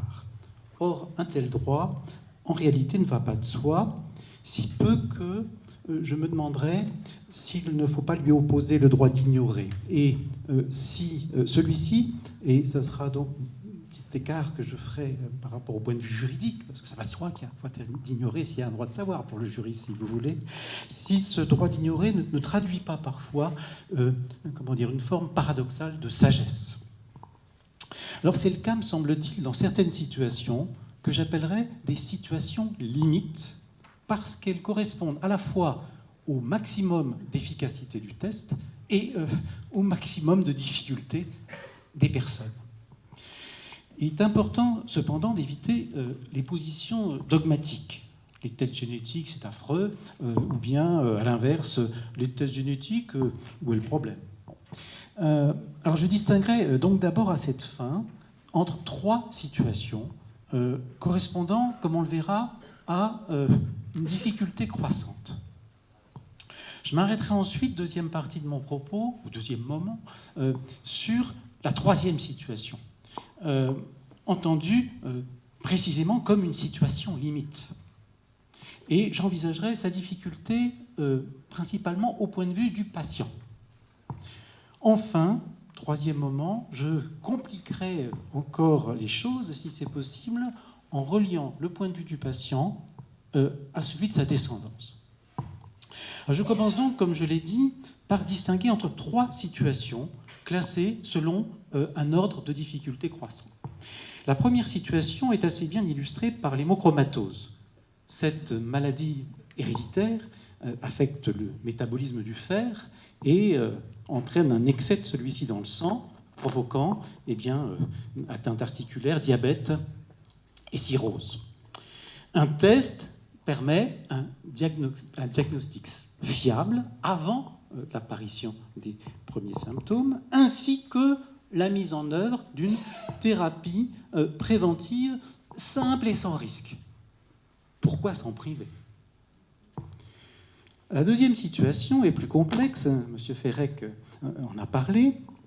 Elle peut être illustrée par le cancer familial du sein. On connaît en effet, vous l'avez dit mieux que moi, des familles où de nombreuses femmes sont mortes d'une telle maladie. Or, on a découvert que l'altération de certains gènes constituait une prédisposition à ces cancers, d'où la mise au point ici aussi d'un test et d'une thérapie préventive. Mais il s'agit, vous l'avez dit, d'une thérapie lourde puisqu'elle passe par l'ablation des deux seins. Cette thérapie entraîne aussi, est-il besoin de le dire, des difficultés d'ordre psychologique. Le test lui-même suffit d'ailleurs à créer la panique, car la prédisposition est interprétée à tort, bien souvent, comme une prédestination ne laissant aucune marge d'incertitude. La troisième situation, je vous ai dit que je la développerai, est celle où la prédiction est objectivement certaine, mais où n'existe aucun traitement préventif ou curatif. L'exemple qui s'impose ici, c'est celui de la chorée de Huntington. Il correspond, dirais-je, à la difficulté la plus grande. C'est donc lui que je prendrai pour guide dans les remarques que je développerai en deuxième partie. Mon but, ce faisant, comme je l'ai dit, c'est de porter à la limite les problèmes liés à la prédiction, la situation limite servant de révélateur et permettant de bien voir ces problèmes, en nous laissant d'ailleurs libres d'évaluer par contraste les situations où la prédiction ne pose aucun problème et celles où elle s'approche seulement de cette limite, comme dans les exemples que la chorée de Huntington, c'est une maladie neurodégénérative qui se déclare généralement, et c'est un point important, après 40 ans. Elle évolue inéluctablement vers une altération des fonctions motrices et mentales, puis vers la mort. Dans les familles touchées par la maladie, excusez-moi de vous répéter, mais je voudrais repartir de là, la probabilité de contracter celle-ci est de 1 pour 2. Il n'existe à ce jour contre elle, je le répète, aucun traitement préventif ou curatif. Un test moléculaire permet cependant, depuis la découverte en 1993, je crois, de l'anomalie génétique responsable, de prédire son développement. Chez ceux qu'il est convenu d'appeler non malades, ils ne le sont pas, mais sujets à risque. Alors c'est sur cette contradiction que je voudrais m'arrêter, parce qu'elle oppose un savoir mu par un désir de certitude et de maîtrise et une existence que ce même savoir plonge dans une situation sans issue. Chacun, objectera-t-on, désire savoir. Mais si des tests permettent de prédire la maladie, aucun test ne prédit notre capacité d'en supporter l'idée.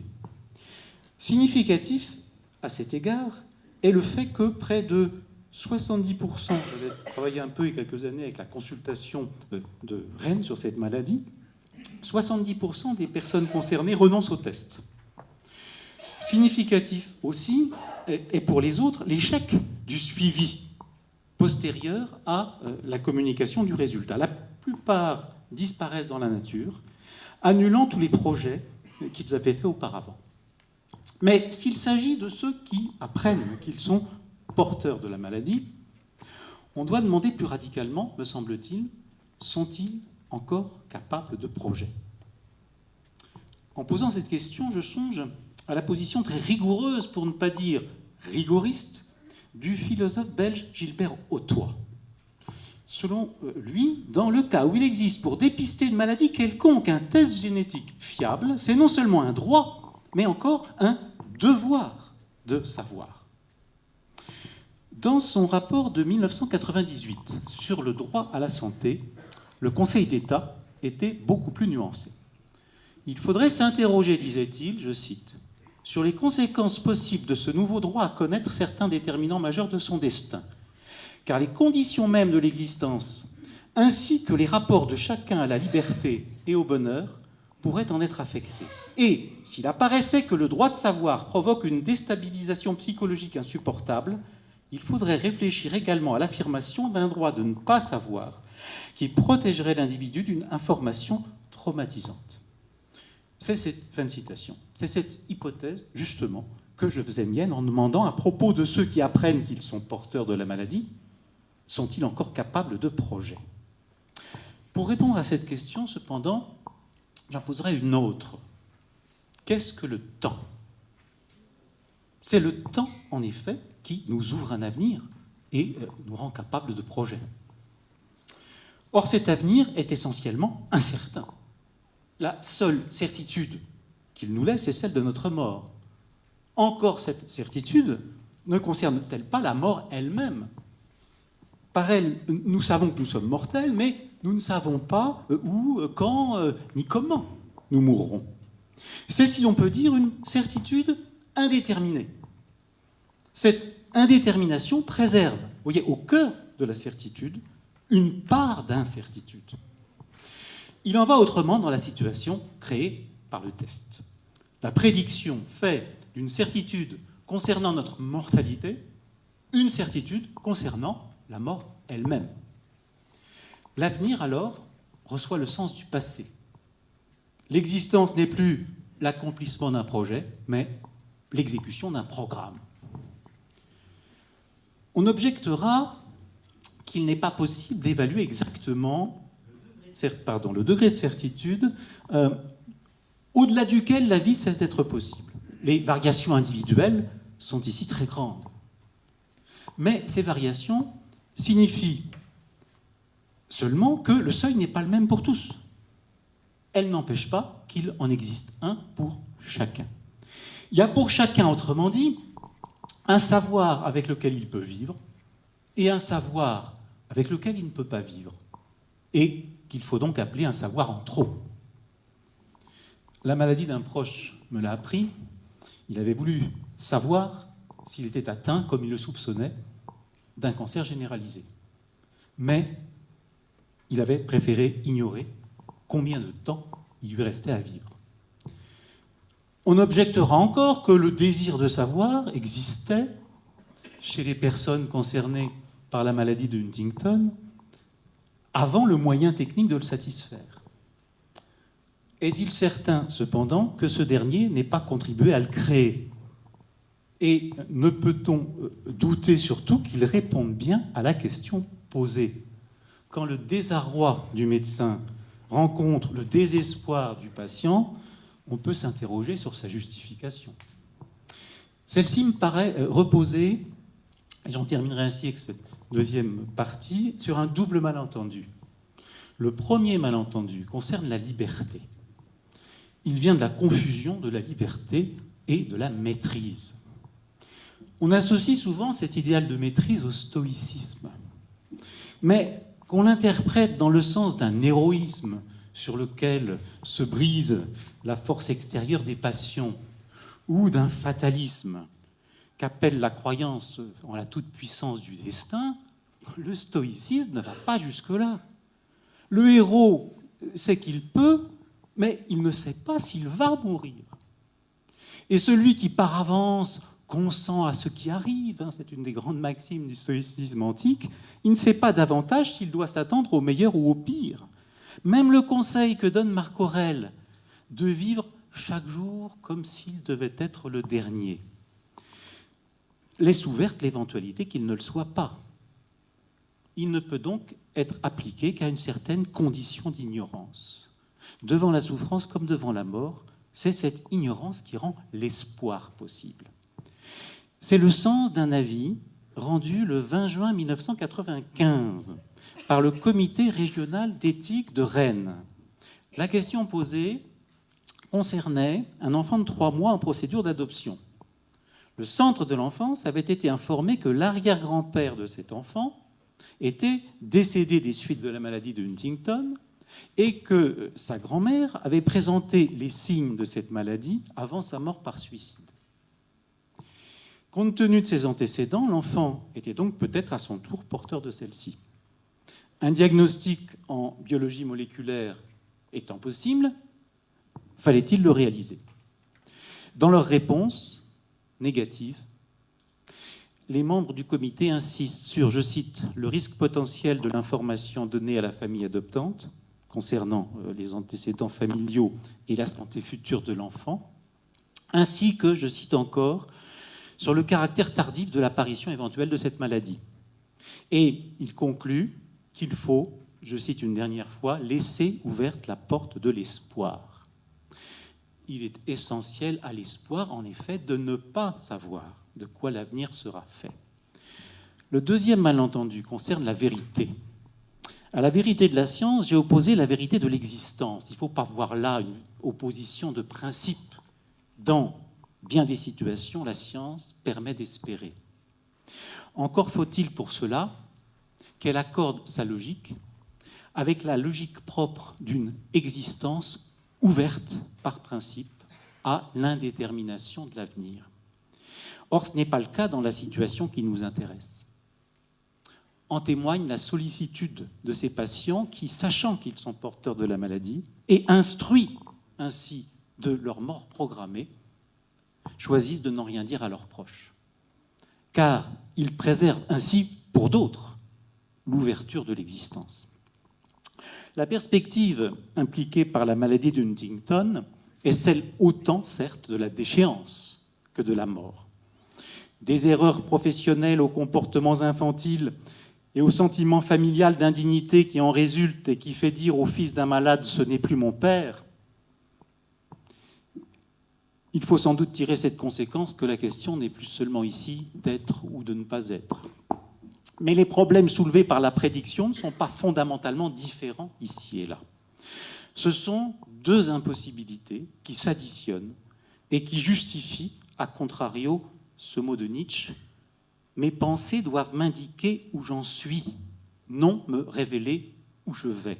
J'aime l'ignorance de l'avenir et ne veux succomber à l'impatience ni à la saveur des choses promises, ni, ajouterai-je, à la douleur prématurée des termes échus. » Mais cette douleur, objectera-t-on peut-être, et j'en viens par cette ultime objection plus brièvement à la dernière partie de mon propos. Cette douleur donc, le test génétique ne permet-il pas de l'épargner à nos descendants? Appliqué au fœtus, ne laisse-t-il pas augurer même dans quelques générations l'éradication complète de la maladie? Ne doit-on pas envisager une extension dans ce sens de la loi sur l'interruption de grossesse? Un enfant qui naîtrait demain porteur du gène responsable, ne pourrait-il pas, sans cela, en imputer la faute au ministre qui n'a pas rendu ce test obligatoire, au médecin qui n'a pas veillé à son application, ou à ses parents coupables simplement de lui avoir donné la vie. La sage ignorance que chacun peut préférer pour lui-même, a-t-il le droit d'en faire payer le prix à d'autres? Mais ces questions se laissent aisément retourner. Est-il vrai que la systématisation du test entraînerait l'éradication de la maladie? Je crois que le généticien répondra non. De nouvelles mutations sont toujours possibles. Doit-on priver de vie une personne dont on peut prédire qu'elle développera la maladie, sachant que, s'agissant de la chorée de Huntington, les premiers symptômes n'apparaissent généralement, on l'a dit, que vers la quarantaine, après autant d'années de vie normale. 40 ans, c'est autant que l'espérance de vie des ouvriers en Angleterre au XIXe siècle, et plus que l'espérance de vie actuelle d'un habitant de Sierra Leone. Il ne s'agit pas seulement, d'ailleurs, de la chorée de Huntington. Aux États-Unis, une mère a avorté parce qu'elle craignait que l'enfant qu'elle portait ne souffrît plus tard de la maladie d'Alzheimer. En Allemagne, des parents ont interrompu une grossesse lorsqu'ils ont su que leur enfant serait hémophile. À ce train-là, et si l'on s'en remet à l'extravagante définition de la santé de l'OMS, il ne va plus naître grand monde. Alors d'autres questions ici se succèdent en cascade. Qu'est-ce qu'une vie digne d'être vécue? Avons-nous le droit d'en décider pour autrui? Disposons-nous pour se faire d'une mesure commune? Quel est exactement le sens de notre responsabilité à l'égard des générations futures? Et Madame Le Prince a posé la question avant moi, comment résister à la tentation eugéniste que ne peuvent manquer de ranimer en cette matière les biotechniques? À la fin du XVIIe siècle, du XVIIe siècle, Pierre Bell, penseur pessimiste que combattit Leibniz, prétendait que la plupart des hommes, si on leur proposait au soir de leur vie, ou de revivre la même, ou d'en vivre une autre, choisiraient... Non, ils choisiraient d'en vivre une autre. C'est ce que prétendait Bell. Et que plusieurs même préféreraient n'avoir jamais vécu et n'être jamais nés. Mais c'est l'avis de Bell, ce n'est pas le mien. Car je dirais, oui, en réponse à Bell, que chaque vie est singulière, qu'il n'existe donc pas de l'une à l'autre de commune mesure, que sa vie d'ailleurs est pour chacun ce qu'il en fait. Et c'est pourquoi nul ne peut décider à sa place de la détruire ou de l'endurer. Aussi, les plus malheureux sont-ils parfois ceux qui ont, comme on dit, tout pour être heureux. Et les plus heureux ou les plus amoureux de la vie, ceux dont nous aurions été enclins à penser qu'ils avaient au contraire tout pour être malheureux. Le pianiste de jazz Michel Petrucciani, qu'une maladie des os contractée avant la naissance, avait condamné à une vie brève, et je m'en souviens, je l'ai écouté à Rennes il y a une vingtaine d'années, que son contrebassiste, parce qu'il mesurait 99 cm, tout compris, que son contrebassiste amenait jusqu'à son instrument en le portant comme un nourrisson, était de ces derniers. Et Père lui-même, il a déclaré un jour qu'empêcher la naissance de son enfant atteint de la même maladie eût été, je le cite, se tuer lui-même. Il y a sans doute des handicaps insupportables, mais pour qui? De même qu'on démêle mal dans le développement actuel du débat sur l'euthanasie les arguments moraux et ceux qui sont liés au coût psychique, social et financier de l'insistance thérapeutique, on ne sépare que difficilement, s'agissant des tests génétiques, leur utilité pour la prévention ou indirectement pour le traitement de certaines maladies et leur complicité avec l'idéal d'une société à la fois dure aux faibles et souriante comme une poupée Barbie. La dernière question que l'on peut se poser sort, comme il se doit, de la bouche d'un enfant. Oh, c'était il y a bien des années, lâchement poussé par ses parents vers l'ami prof de philo censé avoir réponse à tout.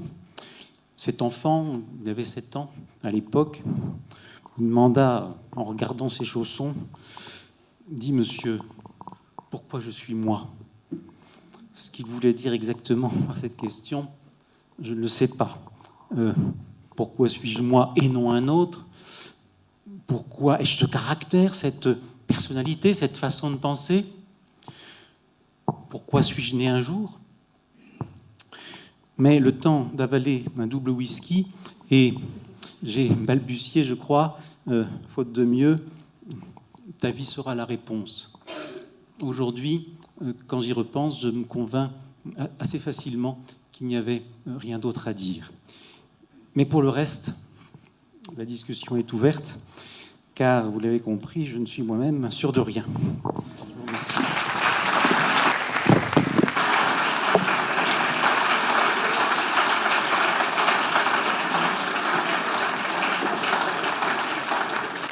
Alors, on va marquer une pause qui sera plus courte que ce qui était prévu, parce que vous l'avez vu, on a commencé un petit peu en retard. Et pour qu'on ait de la chance d'avoir un débat constructif et riche, on va faire, voilà, il est moins...